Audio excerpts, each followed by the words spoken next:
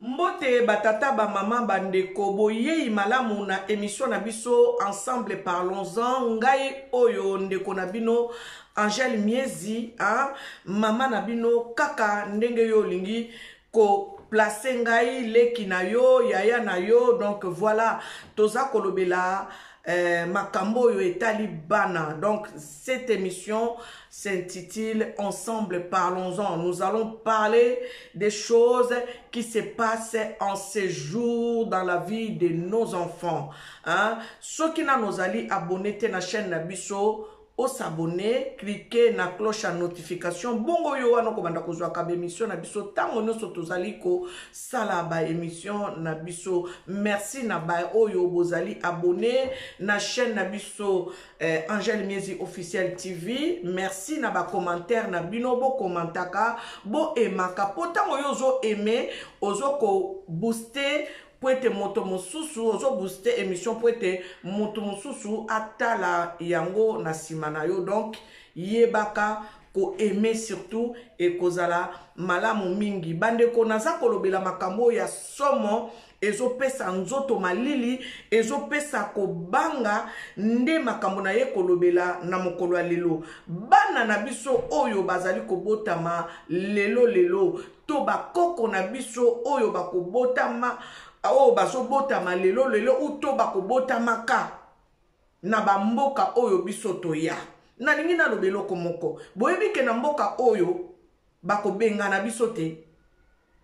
Mboka oyo tovandi ya mikili ya poto bakobenga na biso te. Biso moko tokokanga bisaka na biso tolobi embadi na zonga bisika na uta parce que makambo nga na komi komona lelo awa banda babotanga nanu na mona ngo te bakoko nanga balakisango baboti nanga te pe baboti nanga balakisanga yango te. Ndo ndenge tozoloba ke tokokende na Afrique tokozonga Afrique bakobenga na biso te tokokanga biso moko bisaka na biso tozongi bisika to uta parce que le pire arrive en Europe, le pire arrive en Occident. On ne nous chassera pas. Nous-mêmes, nous allons faire nos valises et nous allons rentrer dans nos pays respectifs. Pourquoi je dis cela? Parce qu'il y a des choses qui se sont en train de s'installer dans les écoles de nos enfants en apprenant à nos enfants la sexualité à bas âge. Wana bana bakomi ko yekola ko sala makambo ya tata na mama na bomwana e ko sukela biso boni. Tango biso tozali kokola bandeko, quand nous étions des enfants, je vais parler en lingala et en même temps en français pour que les gens puissent comprendre. En Afrique, quand nous grandissions, quand nous regardions nous étions devant nos postes téléviseurs. À chaque fois quand il y avait un film, tango no so ba film bandaki ko leka tango na toza bana mike bande ko bandaki ko mona ba séquence mususu ya ba film ba bandaki ko kata yango parce que ko mona kaka mobali a embrasser mwasi na bandaku na biso ezalaka tabou mais lelo etikala la susu tabou te parce que eza musala oyo diable aye ko mema na kati ya bato. Biso tokoli na culture moko ya pudeur.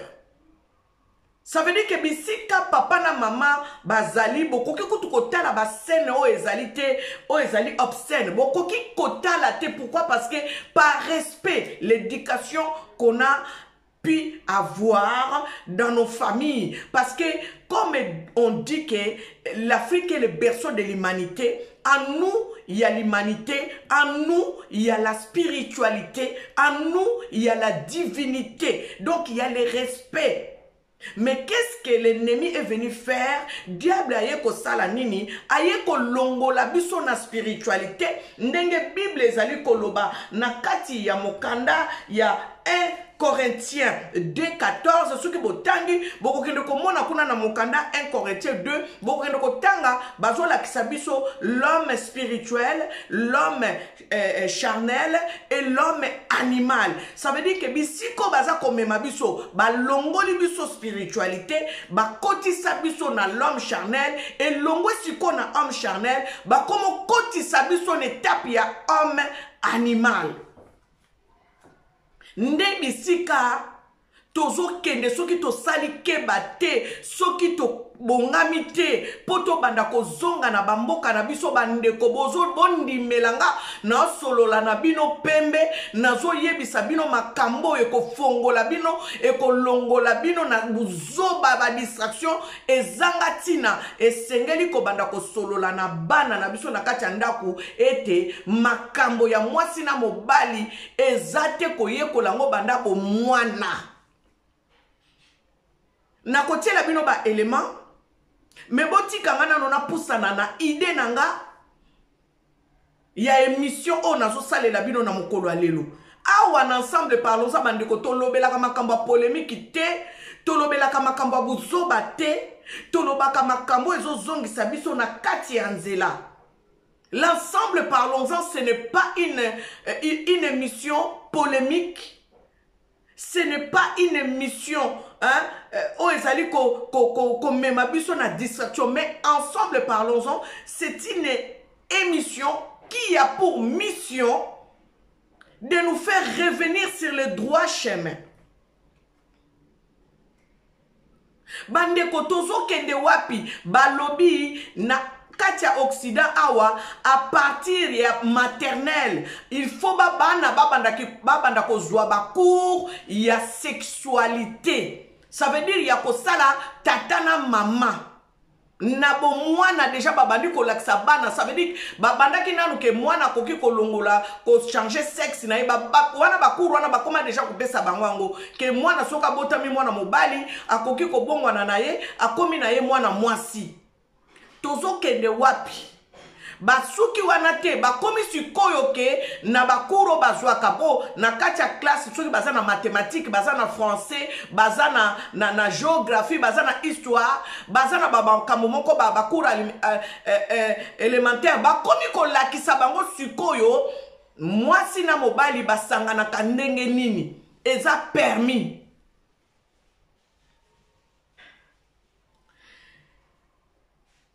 Tolongwe na homme spirituel, bakotisa biso déjà na homme charnel, pe bazo mema biso na homme animal. Nde makambo puti na boyi na mboka na ye.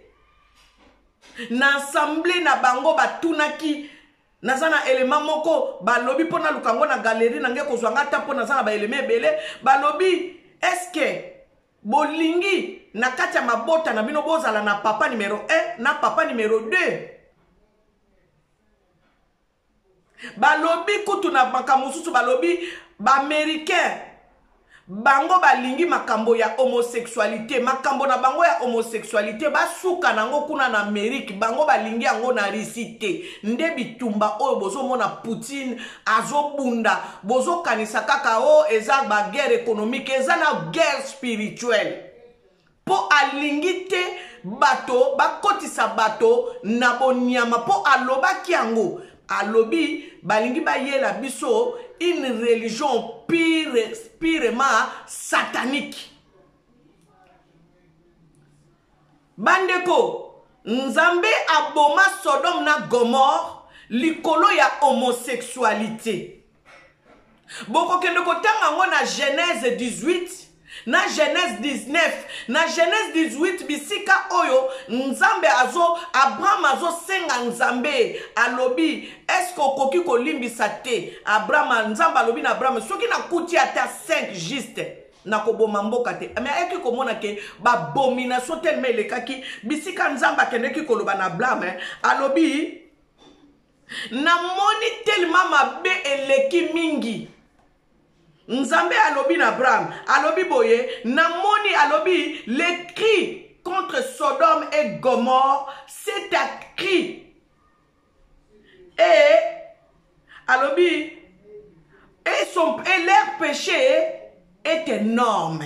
Et leur péché est énorme. Ça veut dire, pourquoi Nzamba Lobaki te et leurs péchés sont énormes, de différents péchés. Mais Nzamba Lobi et leur péché est énorme. Pourquoi? Parce que Babandaki Kosala, sodomie, homosexualité.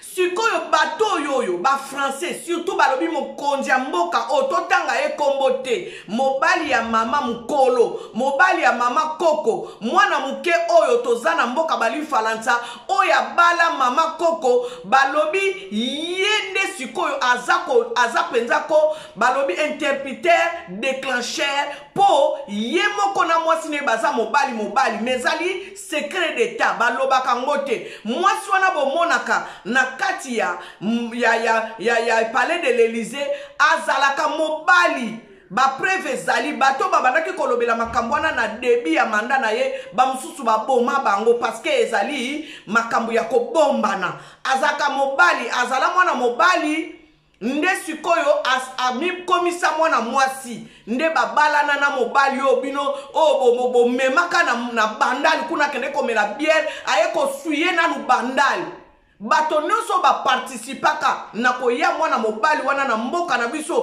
po aya kosabote mboka na biso pe vila bandali bana problème na nzambe. Il faut que ça la repentance est belé. Pourquoi?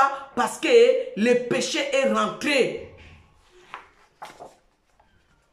Bandeko na solola na bino pembe makambo yo ndenge tozo kendele yaya nani akondima mwana na ye peut-être biso to leki ba cinquantaine tozolo ba kebo to kobota sute bana na biso ba koli to komi na ba koko siko nani akondima koko na ye ba kende ko devierge ye na classe na moninga ne pe mwana muke nani akondima yango bandeko makambo ndenge tozo kendele ezaliko bako benga na biso te na répéter lisusu bako benga na biso te na Occident bako benga na biso te na bamboko tozali toko kanga bisaka toko kende parce que toko sipote te makambo bonyama o ezoya toko sipote te mobali na mobali babalana na bango eza normal basaleli bango ba livre oyo bakobando tangisa bana na classe mobali na mobali baza ko s'embrasser mobali na mobali balali esika moko donc bana bazo beba déjà kutu na âge déjà 3 ans pour bana bakende classe na 3 ans non totinda ba ona maternelle na 3 ans déjà bakomi ko lakisa bana makambo bo soto ya mabe nani ako tenir un vrai africain est-ce que tu vas tenir le coup? Est-ce que tu vas sacrifier la génération future pour rester ici en Europe? Est-ce que tu voudras sacrifier tes petits-enfants ou tes enfants parce que seulement tu veux rester en Europe? Préparons-nous, bien-aimés dans le Seigneur. Préparons-nous. Nasolo belalika moko.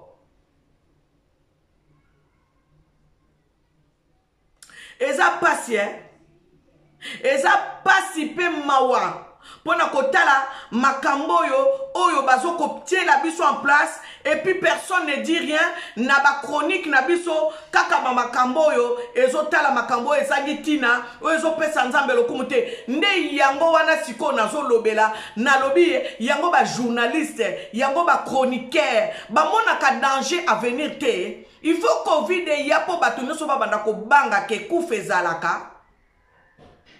Oye ko yeli boso na biso bandeko. Ezo exact eko zala pire que Covid. Oye ezo yeli boso na biso. Eko zala pire que Covid bandeko. Préparons-nous, je répète, préparons-nous parce que le pire arrive. Nazotanga mwaye natanga ezate na tiana balinete nanga bolimbisanga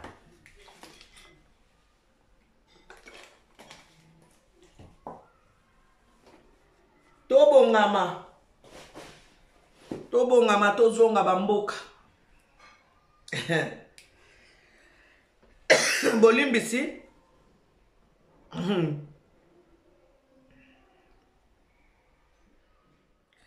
biso tanto banaki kotanga lokola na bamakambo babanda kolakisa biso ekomai na période moko balakisaki biso kaka ndenge ya kokalkule bacycle ndenge nini okokalkule bacycle na yo po okweya na okanga zemi te okoya na buzoba te me na éducation na biso mpenza tozwa okoki te kozala ke oza nano babali yo te yo wana okomi kotambola na mibali nde wana nde Kongo babanda koyebisa mwana kimpumbulu na kikongo ko balobi mwana kimpumbulu so babi kimpumbulu ça veut dire mwana ko mutuku te peta. Donc nde yangwana il faut to sala très attention bande ko bozela ngai na luka élément oyo onga na kotiela bino boyeba ko comprendre que tozo kende na mabe moko oyo ezali ke ekozala incontrôlable na niveau moko tozo vivre Sodome na Gomorre kalate na kati ya mboko oyo ya poto bande ko atolobi ngai nanu bana nanga bakoli ebongo bakoko na yo atolobi ote ngai nabotaka nanga te ubie naza na bana te ebongo bana bandeko na yo. Donc yango moni makambo oyo tozo lobelango boko kende kotanga na Genèse 18 Abraham abandaki kolela Abraham alobi nzambe koboma mboko yo te nzambe koboma mboko te nzamba monaki ke mabele kaki mibali na mibali bakomi kobalana bakomi kosangana basangisaka banzoto. Oh quelle abomination boyoka makambo zo yela biso nazo tiela bino élément mibale to misatu boko comprendre pourquoi maman Angèle aye ko sala émission o boye naza penda na kanda makasi parce que na lingi kutu te bakoko nanga bakende ko kweya na ba makambo aboye boyoka nazwi ba élément o mingi boyoka bozela na bongsela bino moko réseau nanga koma usala nga mobulu boyoka. Beaucoup ne réalisent pas ce qui se passe. Écoutez très bien la vidéo aussi. Écoutez très bien. On va débattre après. Et on reste dans les écoles avec ce document controversé qui sera bientôt publié et distribué dans les établissements. Il s'agit de la nouvelle version du guide EVRAS, le guide d'éducation à la vie relationnelle, affective et sexuelle, qui est utilisé dans les classes maternelles. Et son contenu interpelle plusieurs pédopsychiatres. Ils estiment que certains passages sont inadéquats, voire dangereux pour les jeunes enfants. Chantal Monet et Pascal Noriega ont pu consulter ce document. Éduquer les jeunes dès la maternelle à la vie relationnelle, affective et sexuelle, c'est le rôle d'opérateurs labellisés EVRAS. Leur nouveau guide a été rédigé par la SBL OIS et la Fédération laïque des centres de planning familial. 4 publics sont visés, les 5-8 ans, 9-11 ans, 12-14 ans et 15-18 ans. Somo.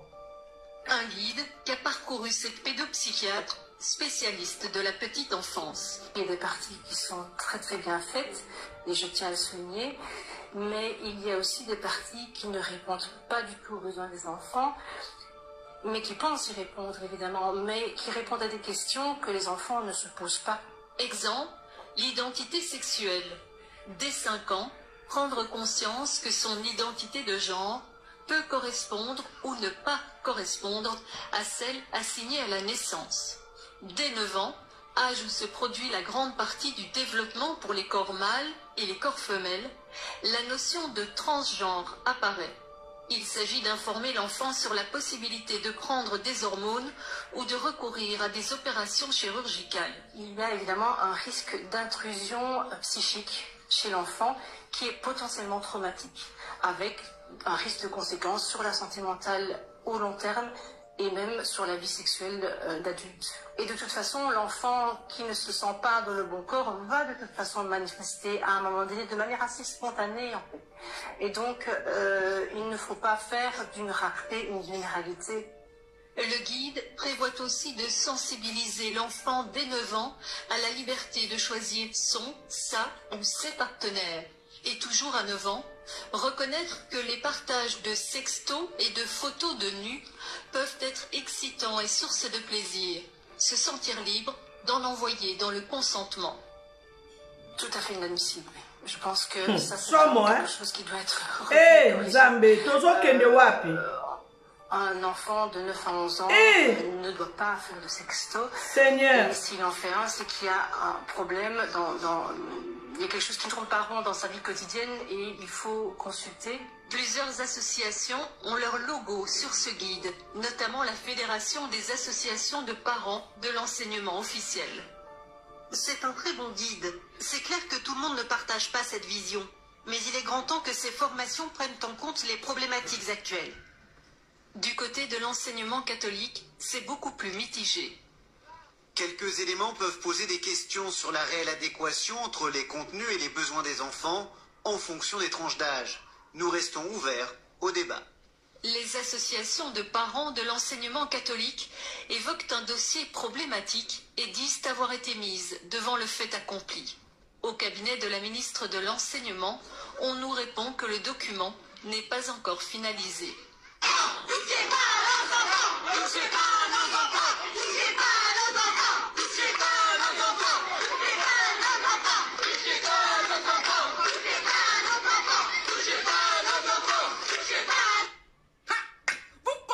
Voilà, touchez pas à nos enfants, touchez pas à nos enfants, mais entre-temps, ils vont dans ces écoles-là, là où on les apprenne à faire des choses abominables. Ça veut dire qu'à partir de 5 ans déjà, ils commencent leur mission. Na 5 ans déjà, babandi kopesa bango ba cours, soki olingi na okozala mwana mobali te. Donc okoki kokoma na mwana mobali, okoki kolobake ngai nde naza boye nalingaka nanga kozala mwasi te, nangi naza mobali, ba commission mobali basali yo opération. Bandeko, bozoyeba bisika tookende. Est-ce que bozoyeba bisika tozokende bandeko? Donc mwana na yo ya 9 ans akoki kozwa image ezali pornographique, akoki ko utiliser ngo a transférer ngo pa moninga na ye. Ça veut dire que à partir à âge à 9 ans mwana na yo azana droit ya kosala makambo pornographique. Ça veut dire que l'État français aza ko autoriser ye. Donc ceux qui au telemeli mwana na yo ezaneti osali bavir. Pourquoi? Parce que azana ba droit na ye. L'enfant est dans ses droits. Est-ce que vous comprenez ce qui va arriver? Est-ce que vous êtes en train de vous préparer pour une situation qui nous arrive là, nous qui avons grandi dans une éducation humaine, je veux dire, parce que nous n'avons pas, ce n'est même pas une éducation humaine, mais une éducation d'abord spirituelle, la crainte de Dieu. Et l'éducation humaine, est-ce que voulez-vous avoir une éducation d'un homme animal? Parce que au niveau où nous sommes là, bisikande bazo mema biso boniama katina bato. Ça veut dire que bato bazo ko vivre lokola ba niama mbwa na mbwa. Donc bozo mona tato bando bokola ba mbwa na lopango mbwa ata za na 3 ans akende ko lala ebtuna mama na ye. Donc ba liba mema biso na betapu wana to comme na niveau ba mema biso na betapu to comme ba niama. Est-ce que vous comprenez? Est-ce que vous comprenez? Nazo continuer. Na loba ndenge mwana mwasi alobi na sisa na loba. Boyoka nazo continuer. Vous comprenez même ce qui est en train de se passer? Ils disent qu'ils vont apprendre à nos enfants à l'école. Les enfants de 6 ans, 9 ans, voilà. L'enfant de 6 ans connaît que le condom c'est quoi? Ils ont même ça dans leur pied, mais ils ne savent même pas ce que c'est. Ils savent que c'est le zizi. C'est le zizi, ils ne savent pas, ils savent que c'est pour pisser. Maintenant, si vous avez koloba na bango, et le bango bazanango, et zo servir nanine. Est-ce que vous comprenez? Vous comprenez place tozali? Bande konzamba sunganga to banda kosala ba live sikoyo, po biso to debataka ba makambo aboye parce que na babiloko mosusu nazo kota. Ba TikTok surtout na okota na na moni be miswa boete o bazolo belake to protéger bana éducation bana za en danger ate oza mama mukolo moye bake ba koko na yo baza en danger. Bandeko makambo yo omoni Na bandela ki bino kotalisa bino l'homme spirituel, l'homme charnel, l'homme animal. C'est écrit dans la Bible. Si vous allez chercher dans le livre de 1 Corinthiens 2, bokokende kotanga makambo ya homme spirituel, homme charnel, homme animal. Bato yo bakuta biso na spiritualité na biso. Ba longola biso na spiritualité, ba mema biso sikoyo na bomoto. Tango ba meme biso na bomoto ekokite, ba lingi ba komisa biso ba nyama. Alors, tango yo komi nyama, nzamba lobi, j'ai créé l'homme à mon image, à ma ressemblance. Oko koma ndenge nini, pokutu na bomoto boye, oyo zali na image ya nzambe la balongola au spirituel, oso souffrir. Bongo soki okomi na bo nyama, oko suka wapi. Yango moni ba mission na bango baza nango, ba tieli biso ba ambassadeur ya ba homosexuel na Afrique. Soki bo moni France aza humilié. Eza kimba, papa kimba onda zo humilié. Bokolimbi sangai na linga koloba komba papa kimbangu na voile mutu na ngai po azali l'être suprême. France aza humilié parce que balingi ba komisa ba africain na état animal. Et ceux qui ba komisi son état animal, c'est fini to perdre combat. To perdre combat pourquoi? Parce que oyo makambo nzamba bomela Sodome na Gomorre ezali homosexualité. Yango moni bastar mingi baza ba homosexuel. Pourquoi? Baza utilisé. Pourquoi? Parce que pour na bango baza influenceur na bango na monde lelo. Yango na lobby makondenga yaki na Kishasa na yaki na Bandal. Mission na ye ezalaki nini? Influence na ye ezalaki nini? Bino bosi bomona un président de la République ya Occident alongwe na Occident ake na mboka moko ya Afrique ake na quartier moko boye show avandi na bar abandi komela masanga bosi bomona ngo yango bomoni bambassadeur na ye nyoso o nazo ebisa bino makamba bambassadeur na ye o ya tie na Afrique partout baza ba homosexuel. Eza bango moko ba français mutu ba dévoiler ango. Biso lokola tokota makambo epesa biso mayele te. Totala ka makamba buzo ba moeto ye bango ezate. Mukolo na ta na zwa elema wana na lobi batoyo balingi ba détruire Afrique na niveau moko penda donc ba achever Afrique. Na zongeli makambo eboma Sodome na Gomorre yango yo biso tolingi to banda ko vivre lelo. Mais en Afrique, bah au kate parce que Ibrahim Traoré déjà dernièrement batindela qui est ambassadeur moko tango ba yeko fouiner ba Burkinabe ba fouiner ba yeko comprendre que ambassadeur wana aza homo. Ibrahim Traoré a lobby tout sauf ça. Mutu mususu yete bo bimisa ye tout de suite ba benganye na Burkina Faso. Parce que balingi makambo ya ba homosexualité te na bamboka na bango. Poutine alingi yango te, na Algérie balingi yango te, Maroc baboyi yango bozo mona ki makambo ezo pesa donc babe ngako chimfundu. Ezo pesa mavuanga ndenge biso ba Kongo tolobaka. Ezo pesa mavuanga ya kosakana te. Afrique ndenge bozo mona ngobo esuki wana te eko ezaneti mupepe en fait. Eza lokola traîner à poudre ezo kende boko mona makambo ezo ya na Afrique.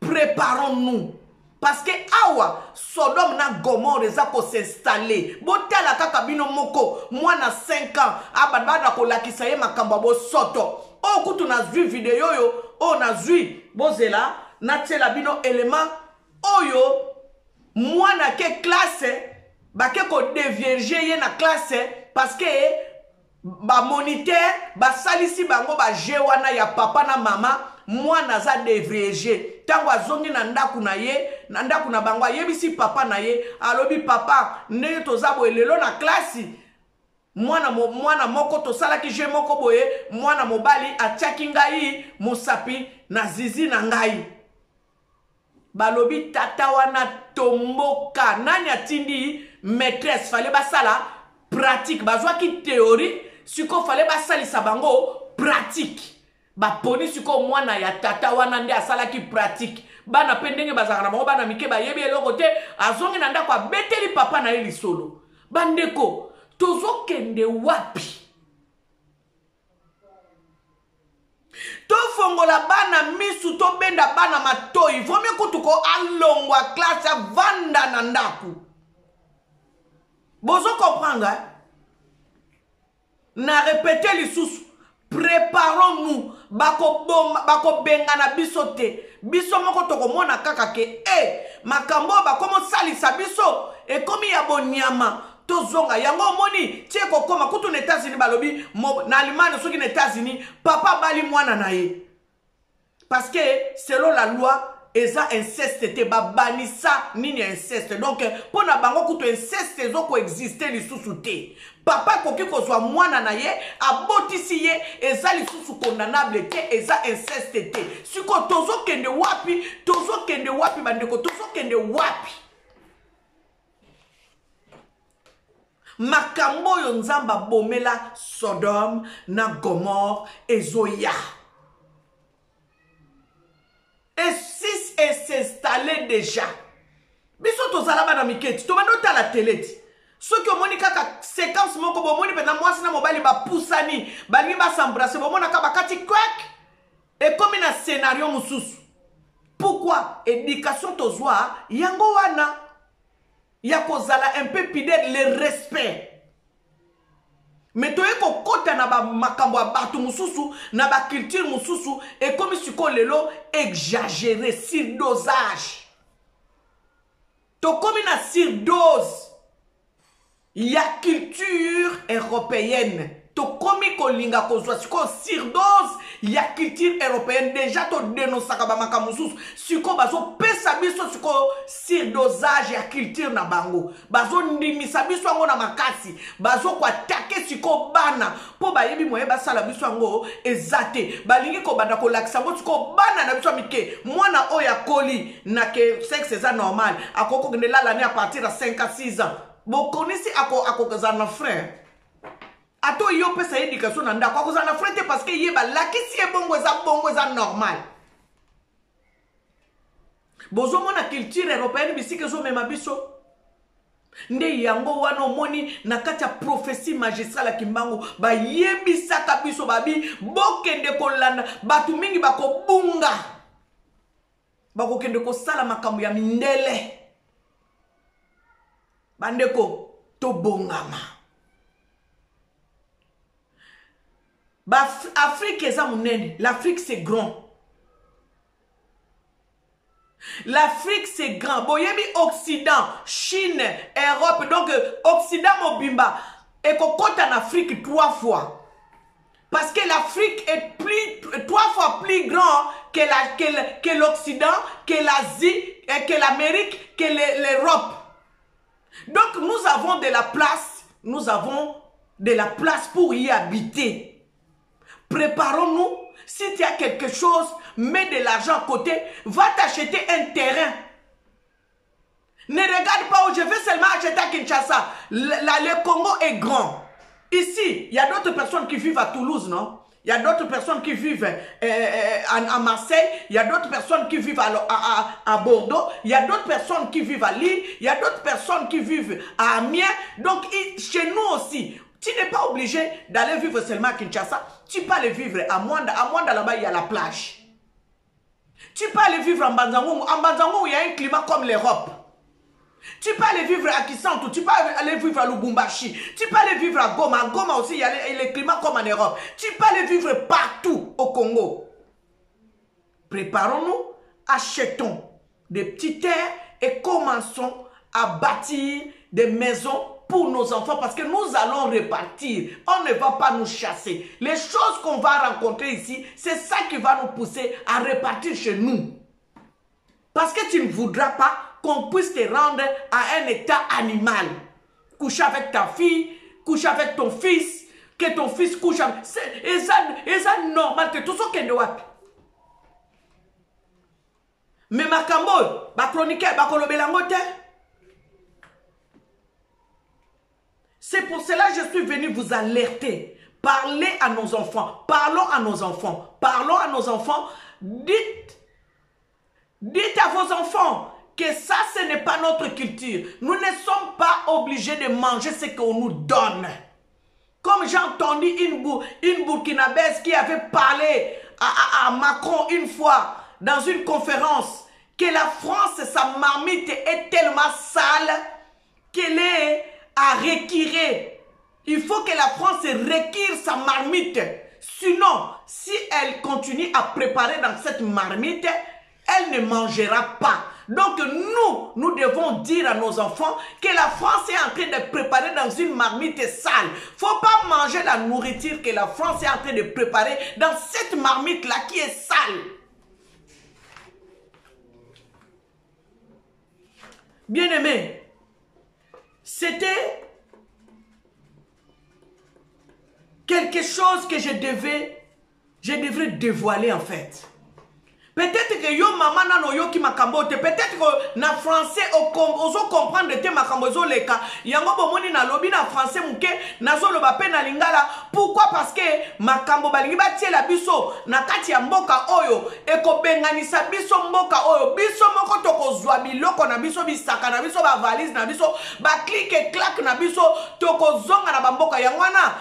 Zwa bilamba ndambu tindaka déjà na mboka soko zaka nesika te tu n'es pas cousine, tu n'es pas cousin. Valise moko vandaka na Kinshasa, valise moko na poto yebite makambo zo yela biso. To yebite nani akolinga bandeko mwana na ye bakende ko lakise makambo ya bosoto banda bwana muke mwana kende ko zwa décision po ndenge wana soki mwana batunie na école alobi alinga changer sexe azo se sentir à l'aise te po azala mwana mwasi bandeko l'état ko accordé parce que za loi okoloba nini place wana bazo longola biso na autorité parentale yango bomoni eza question ko yina ba homosexualité mais makambo foko boyango bino bomoni makambo homosexualité na kalezala ka soni na ba famille mais lelo botala ndenge diable azo ko travailler tina bateya to komona bazwa mwa homosexuel moko batia ye wana azo sala promotion ya homosexualité azo influencer ba jeune pour dire que okokino pe kokoma PD. Faut pas accepter ça. Toko lo baza batu oyo bazo linga ba vivre mais faut pas ko inclure batu wana na babiloko oyo ezo pesa net éducation na masse. Faut pas, c'est une erreur monumentale. Parce que bozo la kisabana ke batu aboyepe bazali na société, ça veut dire que c'est normal. Non. Biloko nzamba bomela Sodome na Gomorrhe yangwana ya homosexualité ya sodomie.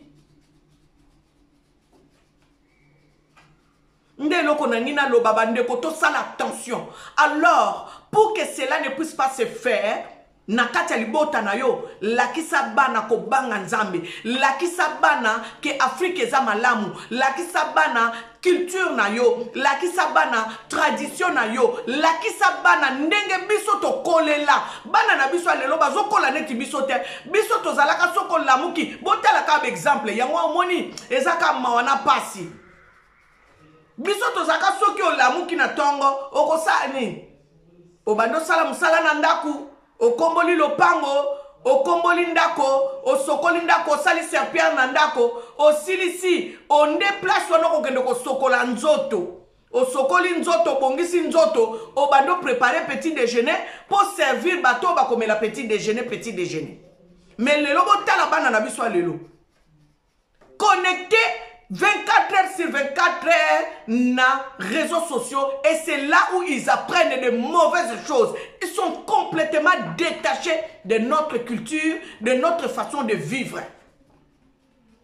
Alors yo maman africaine, yo papa africain, lakisa bana ndenge na biso ya kozalila poso kite tango toko bando zonga na bamboka na biso bakoya ko memela biso culture ezali ya biso te ya mabe. Tozo ya malamu bandeko totika ya mabe. Pardon. Nous ne disons pas que ici en Europe, il n'y a que de mauvaises choses. Il y a aussi de bonnes choses.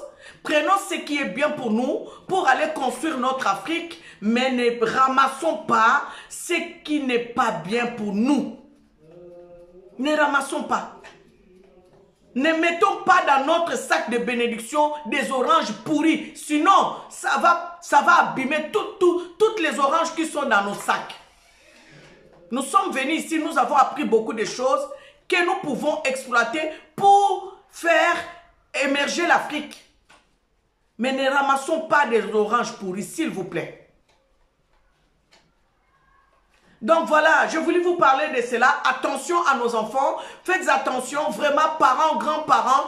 Faisons attention. Ne permettons pas que ces choses arrivent et rentrent dans nos maisons. Ne permettons pas. Parce que nous sommes en train de préparer l'avenir de nos enfants. Nous sommes en train de préparer l'avenir de nos petits-enfants. Nous déjà, ils sont venus chez nous. Ils nous ont... Balongo la biso na nous culture na biso. Balongo la biso bomoto na biso. Si comme comme kozong sa biso, comment même biso to comme ba homme charnel. Non non non, ba to comme ba homme animal. Non non non non non non non. Non, nous voulons même revenir à l'homme spirituel parce que l'homme a le pouvoir. Mutu mwindo asali biloko ebele na mokilio o mindele ba bombe la bino. Mwindo tozo salela. Mutu mwindo mutu asala yango biloko ebele tozo salela. Mutu mwindo ba chirurgie ebele o salema. Mutu mwindo mutu abandako kabola bano ba tutana mitu ba siamwa. Mutu mwindo mutu asala operation na mutu aliboso. Mutu mwindo mutu asala operation ya motema ya kofongwa ma mutu mwindo abongisi motema. Mutu mwindo mutu asala mutu aliboso. Mutu mwindo asali makambo ebele. Botala ndenge nzamba zo sopa mayele lelo. Na Afrique botala ndenge ba sava bazo bima. Ndenge papa de ngenda lobaka bi, il suffit seulement de croire et d'accepter. Vous allez voir, il y aura des savants. On tient de la biso ba savant. Bien aimé, il y a des choses qui arrivent. Le pire arrive. Le pire arrive. Soyons prudents et disons non aux choses diaboliques. Toboyi ba homosexualité toboyi bango te parce que baza bikelamu. Nzambe ye moko ako se charger, ako s'en charger parce que sort na bango pe ezali. Mais tokoki ko zala influencer te na ba homosexuel. On ne peut pas être influencé na ba homosexuel. Tokoki même pas ko soutenir misala na bango parce que bazali mbuma ya ko pola na kati ya malala ya kitoko. Bakoki ko bebisa une génération. Tokoki te. Bandeko, éducation ya solo ebimaka nanu na kati ya ndako ya bana na bato. Moi, ce qui vous parle ici, c'est par ma mère que j'ai été éduquée et les valeurs que j'ai, c'est ma mère qui a pu me les transmettre.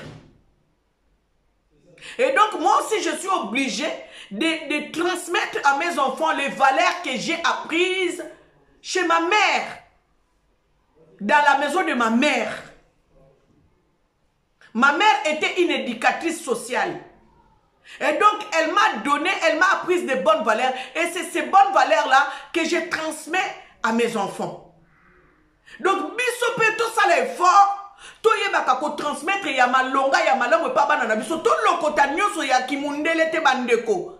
Awa, makambo ezo beba na répéter pe na zo zongela. Makambo ezo beba nango ana poto. To tikali na ba 20 ans lisusu te ya ko vivre ana poto. Ndeko na ngai totika lisu na ba 20 ans te ya ko vivre ana poto ko komela biso bololo na ba niveau nyoso ekozala spirituel ekozala économique ekozala social eko komela biso bololo yango wana bisika tozali to bondela kapona ba mboka na biso surtout pona Congo parce que balobi munduki ko betela nde na Congo pour Afrique et émerger biso siko ba congolais yango moni ba malé ba koma ko finga biso toza mayele te tolingi buzoba mingi botala mikolo polémique ezali na kati ya ba TikTok, il y a des réseaux sociaux. Pourquoi? Parce que eza ma makamba mokili. Ceux qui balobi makamba boy, bato bakosala nango polémique te bakolobela ngo te. Bakosala nango ba challenge te. Pourquoi? Parce que basi bazongisa bato mosusu na état animal en fait. Bien-aimé, aujourd'hui, je vais m'arrêter par ici. Je viens tout simplement tirer l'alarme pour vous dire que les pires arrivent. Les pires arrivent, soyons prudents pour que nos enfants ne puissent pas être attrapés par ces pièges que l'ennemi est en train de mettre en place. Poutine a bundisa bango bandeko soki balobelaka bino Poutine économie soki nini te. Poutine a boyaki ordre mondial oyo. Ça veut dire que na kati ya feuille de route na bango ya ordre mondial makambo ezali na kati nde makambo ope. Yango moni bazali kotia ngo na place muke muke baza ko s'installer muke muke mais loba kaka Nzambe azana bomo ite bako suka bako sambwa na niveau moko tika kaka mboka ngwa tato zali to bondela kapona France epane biso Nzamba epane biso mutu tozali na kati ya mboko ya France mais France azana problème na Nzambe Occident azana problème na Nzambe Bible lobi libanga moko te kotikala likolo libanga na pesi bino émission oyo nazo landisela bino na émission oyo papa Francis Tatou, Joël Tatou, Azo Lobela, Papa Kimbangu. Bon, on a koyeba ko commenter, pe na koya koyebi sabino ke libanga moko te kotika la likolo libanga et tout ce qui est projet de l'ennemi n'aura aucun effet sur l'Afrique. Prions pour l'Afrique. Ko bonde la ezali kate aucune église. Ko bonde lo koki kokota na chambre na yo, o lobi li loba moko parce que ko bonde là c'est prier c'est parler avec Dieu. Moi ce que je suis en train de vous dire ici c'est par la grâce de Dieu que je l'ai fait. Parce que nzamba tie kati na nga molimo oyo ya ko dénoncer ba makamba boye zo longola biso na kati ya bonzambe. Alors yo po ke la mine lingi ya nzambe Ozana makoki ya kokota na chambre na yo obondo lobi Nzambe ko permettre te mabota na biso ba vivre makambo ya Sodome na Gomorre ko permettre te Afrique trempée. Boyebi pourquoi bazo sala batinda ba ambassadeur na bango ya ba homosexuel na Afrique po ba kolisa sikoyo ba boko la homosexualité na kati ya mboka na biso Afrique pour amener l'abomination. Nzamba pesa biso mo Congo po Nzambe ne mutabate la kabiso soki ba arriver kaka ete ba homosexuel et comme siko eloko moko ndimami na Afrique Nzamba koboya biso bandeko déjà to sakana problème Nzamba komi ko restaurer biso toko suka wapi bandeko na bana satana oyo bakotela biso na kati ya bamboka yango moni Macron a installé ba ambassadeur nyonso na Afrique bazaba homosexuel na swaki élément wana na TikTok nga na TikTok na tala ka makamba buzoba te na kweya na vandela ka makambo zo pesa nga mayele. Macron a tinda ba homosexuel comme ambassadeur en Afrique, c'est pour amener l'abomination, c'est pour faire croître l'abomination. Ba homosexuel wana to ba kende kuna baba ndako luka siko ba to ba okena bango ba ko bima na banani ale ba komo bima na ba garçon abomination zo kota na mboka. Bien-aimés, partagez-moi cette émission. Aimez l'émission pour booster, pour qu'une autre personne regarde après toi. Tant que vous aimez, vous avez que mutu mususu pe atala yango.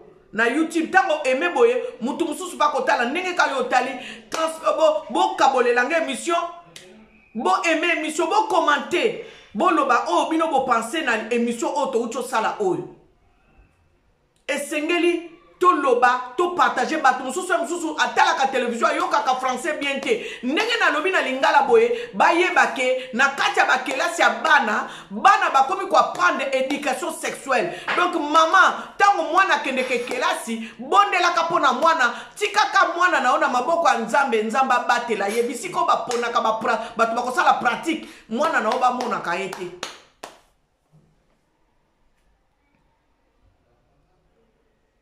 Merci de m'avoir suivi. En tout cas, je vous aime beaucoup. Les gens qui commentent, je vous dis merci. Les gens qui sont abonnés, merci aussi pour votre confiance. C'était votre sœur Angèle Miez dans cette émission Ensemble Parlons-en. Vraiment, dans un sengo, ya kolobela bino.